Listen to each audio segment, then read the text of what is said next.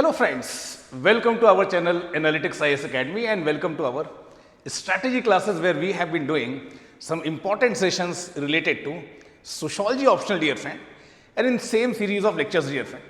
Today we are here with one very important idea dear friend, one very important concern that many of you aspirants face while preparing for civil services, especially with sociology optional dear friend. That what are those mistakes that you need to avoid जब आप prepare कर रहे हैं sociology optional की UPSC civil services के लिए, तो क्या गलतियां आपको नहीं करनी चाहिए। देखिए ये आज के डिस्कशन का टॉपिक है दोस्तों, और बहुत सारे बच्चों ने मुझसे पूछा कि सर कई बार हम इस ऑप्शनल के साथ जब प्रिपेयर करते हैं तो कुछ गलतियां हो जाती हैं जिससे हम अच्छे मार्क्स स्कोर नहीं कर पाते। तो आज जानने की कोशिश करेंगे और देखिए क्या गलतियां हैं। ऐसी कुछ गलतियां भी हो सकती हैं, बहुत सारी गलतियां भी हो सकती हैं। मेरा जो एक्सपीरियंस है dear friend last more than 12 year का, उसके बेसिस पर यहां पर हम उन कुछ मिस्टेक्स के बारे में बात करेंगे that you are suppose to avoid while preparing for sociology optional from UPSC point of view. Session को स्टार्ट करेंगे दोस्तों, बट उसके पहले थोड़ी सी इंफॉर्मेशन मेरे बारे में। Since last more than 12 year I have been associated with UPSC civil services aspirant, specially from sociology social issues point of view dear friend, and at any point of time if you have been preparing with sociology optional, अगर आपके कोई doubt हैं, आपकी कोई queries हैं, तो आप इन social media channel के थ्रू मेरे साथ कनेक्ट हो सकते हैं। आपके जो भी डाउट्स हैं दोस्तों, जो भी आपकी क्वेरीज हैं, आप मेरे साथ डिस्कस कर सकते हैं। खुशी होगी मुझे अगर आपकी इस सक्सेस जर्नी में मैं कुछ भी कंट्रीब्यूट कर पाऊँ। और देखिए अब बात करते हैं उन मिस्टेक्स की जो आपको अवॉइड करनी चाहिए, that you are suppose to avoid when you are preparing for sociology optional dear friend. एक बात जो हमने repeatedly आपके साथ डिस्कस की, repeatedly dear friend, I discuss with you people that when it comes to sociology, 90% of aspirants they are those who come from different background. कोई engineer है, कोई डॉक्टर है, कोई कॉमर्स बैकग्राउंड से है, कोई MBA है दोस्तों। At the same time there are some people who are from humanities background, but उन्होंने सोशोलॉजी नहीं पढ़ा है दोस्तों। तो जब आप इस ऑप्शनल के साथ यूपीएससी सिविल सर्विसेज में प्रिपरेशन करना स्टार्ट करते हैं, तो एक सबसे बड़ी गलती जो आप अपने माइंड में कैरी करते हैं वो ये है कि ऐसा तो नहीं है कि हमने कोई गलत ऑप्शनल चूज कर लिया है। ऐसा तो नहीं कि those who have prepared, those who have taken sociology in their graduation, post graduation, उनके पास कुछ एडेड एडवांटेज है। देखिए डेफिनेटली ऐसा होगा, जिन्होंने ग्रेजुएशन और पोस्ट ग्रेजुएशन में सोशोलॉजी पढ़ी है जरूर उनके पास कुछ नॉलेज होगा जो आपके पास नहीं है। बट हमने आपके साथ रिपीटेडली डिस्कस किया दोस्तों कि जो सब्जेक्ट नेचर है इस सब्जेक्ट का, जो लार्जली डील करता है सोशोलॉजी के अलग अलग एस्पेक्ट्स है, religion, caste, marriage, family, politics, these things. यहाँ पर जो डिफरेंस है उनके बीच में जिन्होंने सोशोलॉजी को अपने एकेडमिक्स में पहले नहीं पढ़ा है and those who have already studied sociology in their academics, that difference is very less. तो सबसे पहले तो ये आपका जो प्री कंसीव्ड नोशन है इसे आपको हटा देना है when you are going to prepare for sociology dear friend. Now we will talk about what are the other mistakes dear friend. एक मिस्टेक्स जो मैंने कई बार देखी है स्टूडेंट्स के बीच में, जो देखिए सोशोलॉजी को जब आप पढ़ना स्टार्ट करते हैं तो कई बार आपको ऐसा लगता है कि देखिए सब कुछ समझ में आ रहा है, this subject is very easy, interesting भी है, तो आपको लगता है कि आप पढ़ रहे हैं मतलब आप प्रिपेयर हो रहे हैं दोस्तों। But again this is one very important mistake dear friend that you need to avoid, because in exam marks will be given and marks will be there for your presentation of thought dear friend। आप क्या answers लिखते हैं, उनकी accuracy कितनी है, precision कितना है। तो जब भी आप इस ऑप्शनल को प्रिपेयर करें, कंसिडरिंग कि अगर आपका कोई बैकग्राउंड नहीं है, अगर आप 2 hours 2.5 hours पढ़ने को दे रहे हैं, तो at least 1.5 hour you should devote for writing dear friend. Answer writing बहुत ही क्रूशियल है, आपको कुछ ना कुछ लिखने की कोशिश जरूर करनी चाहिए, क्योंकि ultimately this subject you are reading for mains where you need to write answer. एक दूसरा डाउट जो कई बार, या एक मिस्टेक जो कई बार स्टूडेंट्स कमिट करते हैं दोस्तों, आपने सोशोलॉजी ऑप्शनल को लिया है ये जानते हुए कि सिलेबस इज वेरी स्मॉल, बहुत छोटा सिलेबस है और काफ़ी कम टाइम में इसे कवर किया जा सकता है। और देखिए यहाँ पर हम कई बार एक इंपॉर्टेंट मिस्टेक करते हैं। एक तरफ स्टूडेंट ये सोचते हैं कि this optional is very small, only 1-2 books that you will do, that will be fine dear friend. आप 300 मार्क्स इजीली स्कोर कर लेंगे। मार्केट में कुछ पॉपुलर गाइड बुक है of 300 pages, you just go through these 300 pages, you will be able to score 300 marks. That is one major mistake, dear friend. Simultaneously, there are another set of the students जिनको लगता है कि कितने resources हम पढ़ लें, हॉरलुम्बस भी पढ़ लें, इग्नू भी पढ़ लें, और बाकी जो स्टैंडर्ड बुक्स हैं, टॉपर्स के जो नोट्स हैं, वो भी हम पढ़ लें।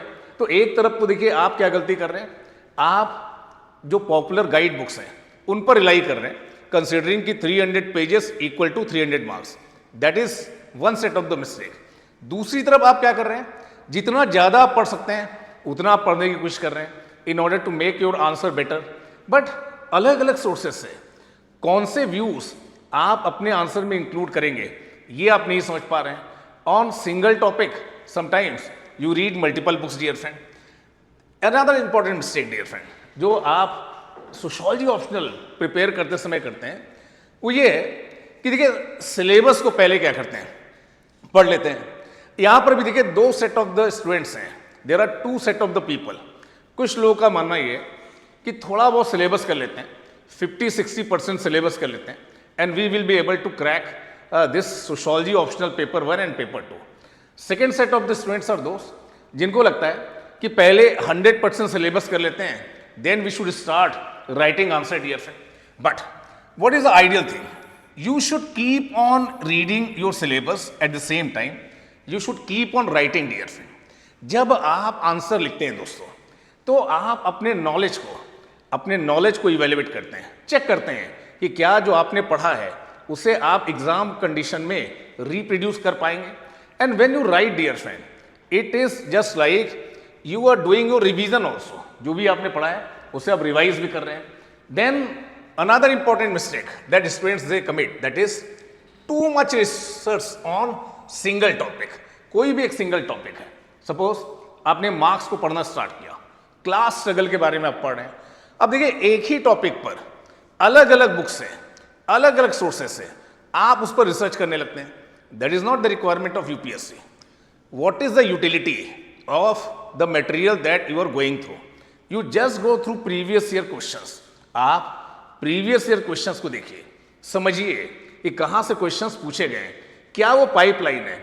अब एलिनेशन या क्लास स्ट्रगल जब मार्क्स ने दिया तो एक ब्रॉडर हॉरिजॉन में उस कॉन्सेप्ट को दिया गया। अब इस पर बहुत सारे रिसर्च पेपर हैं, इस पर बहुत सारा रिसर्च वर्क है, क्या सब आपको पढ़ने की जरूरत है? शायद नहीं, डियर फ्रेंड। जब आप प्रीवियस ईयर क्वेश्चंस को देखते हैं, then you are able to understand that under what pipeline you are supposed to study this particular topic, dear friend। किसी भी टॉपिक पर टू मच रिसर्च करना यहां पर एक मिस्टेक जैसा ही है, ये आपको समझने की कोशिश करनी है दोस्तों। Then another important thing that I want to highlight here with you people, that is not understanding the nature of syllabus. देखिए सिलेबस को पढ़ लेना, सिलेबस को जान लेना and understanding of that syllabus, these are two different thing, dear friends. कई बार जब हम इस ऑप्शनल की प्रिपरेशन करते हैं तो पेपर 1 को और पेपर 2 को सेपरेटली हम पढ़ने की कोशिश करते हैं, but there are number of areas, dear friend, in paper 1 like stratification, like politics and society, like religion and society, like family, marriage and kinship, like change. These aspects, they are there in paper 1. At the same time, dear friend, you will find that these things are there in paper 2 also. What I mean to say, देखिए thinkers or examples or case studies that you have studied in paper 1, you may use in paper 2 also. Similarly, the knowledge you are acquiring in paper 2, that can be used in paper 1 also. But ये तरीका कि paper 1 को separately पढ़ना है, paper 2 को separately पढ़ना है, that also proves very costly when you prepare for civil services examination with sociology optional, dear friend. Then another important mistake that students many times, देखिए यहाँ पर मैंने बताने की कोशिश भी की है कि देखिए पेपर 1 में आप पढ़ रहे हैं सोशल मोबिलिटी के बारे में, रेफरेंस ग्रुप के बारे में, एंटीसिपेटरी सोशलाइजेशन के बारे में। Similar concepts you will find in case of paper 2। M N Srinivas talked about sanskritization, westernization, these things. तो paper 1 and paper 2, dear friend, we should study in an integrated manner. अब देखिए कई बार ऐसा होता है, इस बात को मैं बार बार आपको एम्फेसाइज करता हूं कि हम ये सोचते हैं कि हम जो पहला आंसर लिखेंगे वही आंसर हम बेस्ट लिखेंगे। Our first answer should be the best answer. आप हेजिटेट करते हैं दोस्तों, लिखना नहीं चाहते हैं, प्रोक्रेस्टिनेट करते हैं। That is one very important mistake when you prepare with sociology optional. So आपको प्रोक्रेस्टिनेट नहीं करना है, you should not wait for that best answer.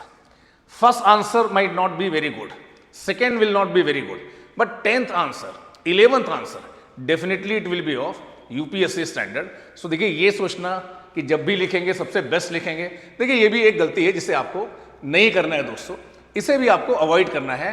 Then another important mistake that I want to discuss with people, that is not reading question properly.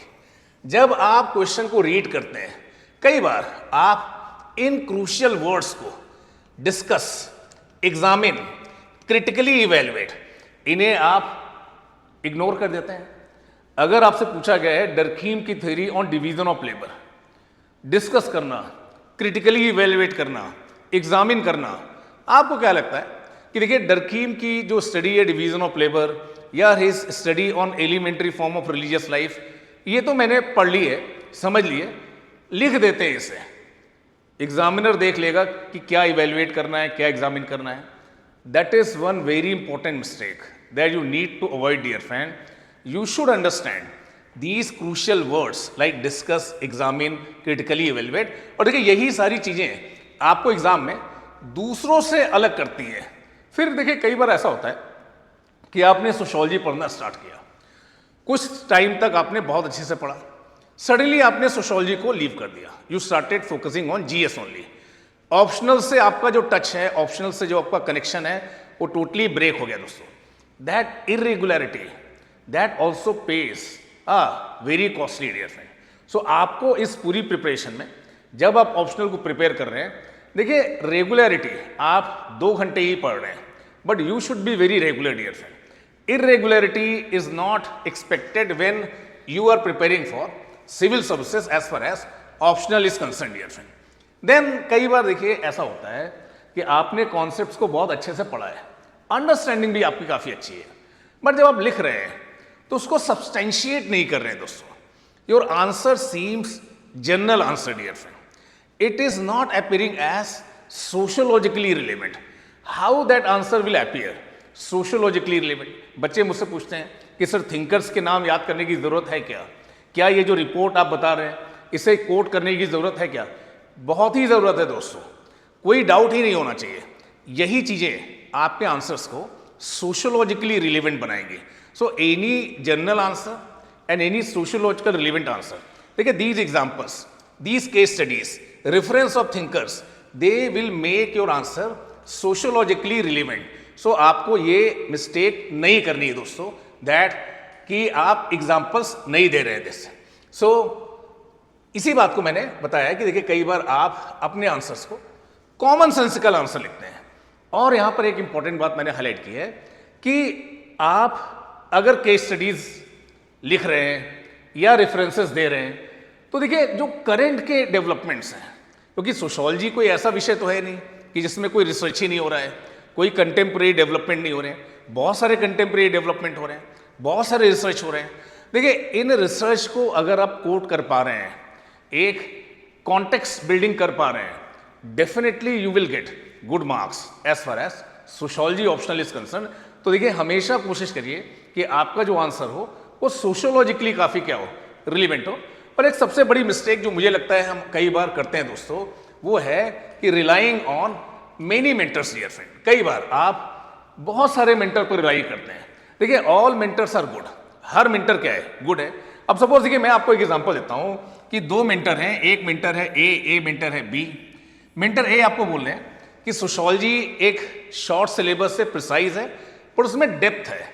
आपको अपनी perspective building करनी है, एक सोच डेवलप करनी है, बहुत ज़्यादा रिसोर्सेज के पीछे नहीं जाना है, बहुत सारा बुक्स नहीं पढ़नी है।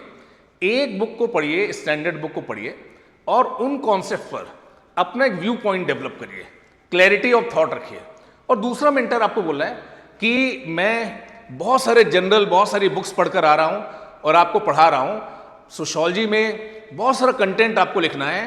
देखिए दोनों की बातें आपको सुनने में सही लग रही हैं, इनकी बात भी आपको सही लग रही है, इनकी बात भी सही लग रही है। बोथ मेंटर्स दे में है they different style dear friend.